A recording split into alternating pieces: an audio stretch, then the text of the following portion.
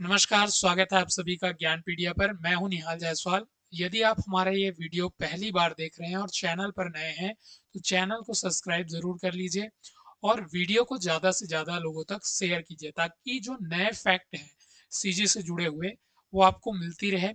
और इसके अलावा हमारा भी मोटिवेशन लेवल बना रहे ताकि ऐसे ही नए वीडियो हम आपके लिए लाते रहें। तो आज के वीडियो में हमको पढ़ना है मोहती नवाखाई।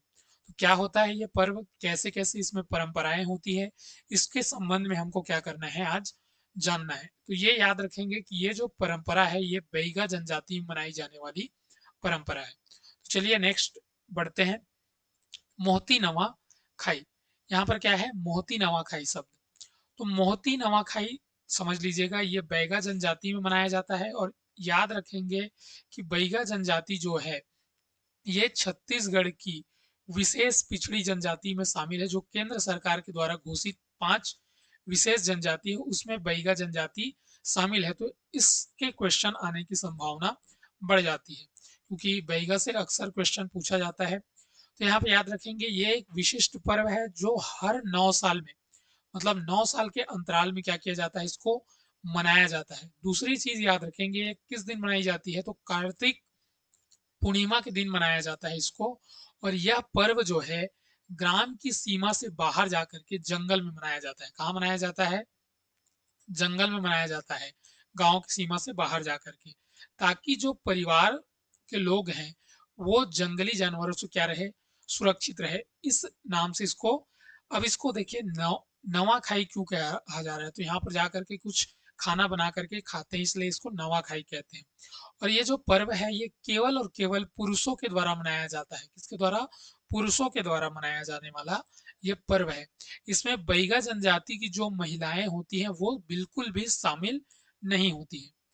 नेक्स्ट, जब हम बात करें कि इसका उद्देश्य क्या है, कि क्या विशेष उद्देश्य है जिसकी वजह से इसको मनाया जाता है, तो पहले जैसे ही मैंने बताया कि इसको परिवारजन की जो सदस्य हैं उनकी रक्षा के लिए, किससे? जंगल देवता के प्रति क्या, अपनी जो आस्था है उसको प्रकट करना और उनसे ये अनुरोध करना ताकि जो परिवार के सदस्य हैं उनकी क्या की जा सके, रक्षा हो सके जंगली जानवरों से या जंगली जीवों से। तो इस वजह से किया जाता है, इसीलिए इसको वनवास रक्षा अनुष्ठान के नाम से भी जाना जाता है। ठीक। अब नेक्स्ट बात, इसमें विशेष परंपराएं कुछ होती हैं, उसके संबंध में हम देख लेते हैं। तो देखिए ये जो है मोहलाइन, इसमें जो है मोहलाइन क्या है, मोहलाइन वृक्ष की पत्तियों का विशेष जो है महत्व है। ठीक है, इसके बाद हम लोग आगे पढ़ेंगे मोहती रस। मोहती रस भी पढ़ेंगे। तो याद रखेंगे यहाँ पर मोहलाइन वृक्ष, ठीक है, ये बहुत ही इंपॉर्टेंट है। तो इस मोहलाइन वृक्ष से क्या करते हैं, एक झोपड़ी बनाई जाती है, अस्थाई झोपड़ी, जिसको कार्य संपन्न होने के बाद इसको तोड़ दिया भी जाता है। दूसरा है कि इस झोपड़ी में वृक्ष के पत्ते लगाए जाते हैं। इसके अलावा कुटकी, कुटकी कहाँ से प्राप्त किया जाता है, तो ऐसे खेत जो बिना जुते हुए हैं और वहां यदि कोई कुटकी अनाज उत्पन्न होता है तो ऐसे अनाजों को क्या किया जाता है, एकत्र किया जाता है। दूसरा, प्राकृतिक शहद प्राप्त करके उसको भी एकत्र कर लिया जाता है। अब ये जो झोपड़ी बनाया गया था, स्थायी झोपड़ी, मान लो ये झोपड़ी है, ये झोपड़ी बना दिया गया, तो इस झोपड़ी के सामने 9 और घर बनाए जाते हैं। प्रतीकात्मक रूप से या प्रतीकों के रूप में 9 घर बनाए जाते हैं। ठीक है।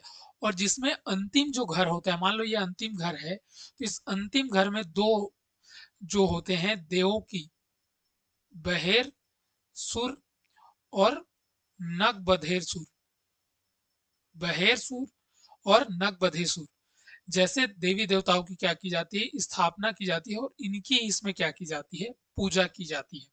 इसको याद रखेंगे। नेक्स्ट बात इसमें याद रखेंगे, एक विशेष पात्र समझ लीजिए जिसको हम कहते हैं ठोढ़ा। ठोढ़ा क्या होता है, तो यहाँ पे समझ लीजिए कि जैसे ये बांस का वृक्ष है, तो बांस में देखे होंगे आप लोग, ऐसा क्या होता है, उसमें खांचे बने हुए होते हैं। ठीक है। तो इसी को यहाँ से मान लो काट दिया गया ऐसा, यहाँ से ऐसे काट दिया गया, तो यहाँ से ये पात्र ऐसा बनेगा कुछ। ठीक। इस पात्र में यहाँ पर जगह क्या होगी, खाली होगी। ठीक है। तो जगह जहाँ पे खाली होगी तो इसी जगह पर कुटकी और जो शहद होंगे इन दोनों का मिक्सचर जो है इस पात्र में डाला जाएगा। और यहाँ पर मान लो ये कुटकी और शहद का मिक्सचर डल गया, तो अब इस पात्र को क्या किया जाएगा, मोहलाइन के पत्ते से ऐसा ढक करके बांध दिया जाएगा। ठीक है। अब इसको क्या है, आग में डाल देंगे। आग में जैसे ही डालेंगे तो इसमें जो रखा हुआ सामान है वो पक जाएगा। और पकने की पहचान कैसे होगी, तो बांस जो होगा उसका कलर जब चेंज हो जाएगा तो उसको क्या करेंगे, ठोढ़ा बोलेंगे। इसको ही क्या कहते हैं, ठोढ़ा कहा जाता है। ठीक है। तो मोटे बांस की गांठों को काटकर पात्र बनाए जाते हैं और इन पात्रों को ही क्या कहा जाता है, ठोढ़ा कहा जाता है। और इस ठोड़े में जितने भी सदस्य होते हैं उपस्थित, उनके लिए क्या बनाता है, इसी प्रकार से खाना बनाते हैं। तो इसकी संख्या 10 20 या उससे अधिक भी हो सकती है। तो याद रखेंगे, एक विशेष पात्र जो कि किसका बना होता है, बांस वृक्ष से बना हुआ होता है, तो उसी को कहा जाता है ठोढ़ा। याद रखेंगे। नेक्स्ट जो है, इसमें विशेष रीति रिवाज क्या होता है, तो वही जैसा कि मैंने बताया कि भोजन कैसे पकाया जाता है। भोजन पकाने के बाद सबसे पहले इसको क्या करते हैं, देवताओं को अर्पण किया जाता है। और अर्पण करने के बाद इसका ही क्या दिया जाता है, प्रसाद। और वहां पर जितने भी लोग उपस्थित होते हैं वो प्रसाद ग्रहण करते हैं। ठीक है। सामूहिक रूप से बैठ करके, और बैठने के लिए भी क्या करते हैं, मोहलाइन वृक्ष का जो मोहलाइन मोहलाइन वृक्ष का जो पत्ता होता है उसे ही बिछाया जाता है। और त्योहार में जब अंत में त्योहार संपन्न हो जाता है, ये जो अनुष्ठान है संपन्न हो जाता है, तो झोपड़ी और जो प्रतीकात्मक घर होते हैं उनके संकेत के रूप में क्या कर दिया जाता है, समाप्त कर दिया जाता है या उनको तोड़ देते हैं। फिर से समझ लीजिए। नेक्स्ट है कि और क्या क्या मान्यताएं इसमें होती है। तो जैसा कि मैंने बताया था, मोहती रस, तो याद रखेंगे मोहलाइन से जोड़ करके, मोहलाइन वृक्ष से जोड़ कर ही याद रखेंगे मोहती रस। अब जैसे कि जो पर्व है वो 9 सालों में मनाया जाता है, तो 9वें साल ही क्या करते हैं, मोहती रस जो है उसको ग्रहण किया जाता है बैगा के द्वारा, बैगा जनजातियों के लोगों के द्वारा। दूसरा है 10वां साल, तो 10वां साल को कहा जाता है बिजोर साल। क्या कहते हैं, बिजोर साल कहा जाता है 10वें साल के। अब यहाँ पे याद रखेंगे कि बिजोर साल जो होता है, बिजोर साल, तो बिजोर में याद रखेंगे बिजोर, जोर आ रहा है यहाँ पर। और जोर से याद रखेंगे क्या, जोड़ा। और जोड़ा कब होगा, जब विवाह की जो क्रियाविधि संपन्न की जाएगी। तो याद रखेंगे यहीं से बिजोर जो है 10 साल में, 9वें साल तो क्या मनाएंगे, जो परंपरा है वो मनाएंगे। 10वें साल जो होंगे उसको हम लोग कहते हैं बिजोर साल। और बिजोर साल में क्या होता है, विवाह संपन्न होते हैं। क्या संपन्न होते हैं, विवाह संपन्न होते हैं। इसके अलावा जो है 11वां साल, यहाँ पे रेंजर साल लिखा हुआ है, ये गलत है, इसको याद रखेंगे, रंडार साल बोलते हैं इसको, रंडार साल। क्या बोलते हैं, 11वें साल को रंडार साल, यहाँ पे गलत लिखा हुआ है तो उसको सुधार लीजिएगा, रंडार साल बोलते हैं। तो इस रंडार साल में क्या होता है कि विवाह पूर्ण रूप से वर्जित इसमें माना जाता है। और गलती से किसी ने विवाह कर लिया तो यह माना जाता है कि उसकी संतान नहीं होगी या उसकी मृत्यु हो जाएगी, ऐसा इसमें मानते हैं बैगा जनजाति के लोग। तो ये विशेष मान्यताएं हैं, इसके संबंध में आप याद रखेंगे। और यदि आप वीडियो पहली बार देख रहे हैं तो चैनल को सब्सक्राइब के लिए कर लीजिए, ताकि आपको ऐसे ही न्यू फैक्ट छत्तीसगढ़ से जुड़े हुए जो हैं वो आपको मिलते रहे।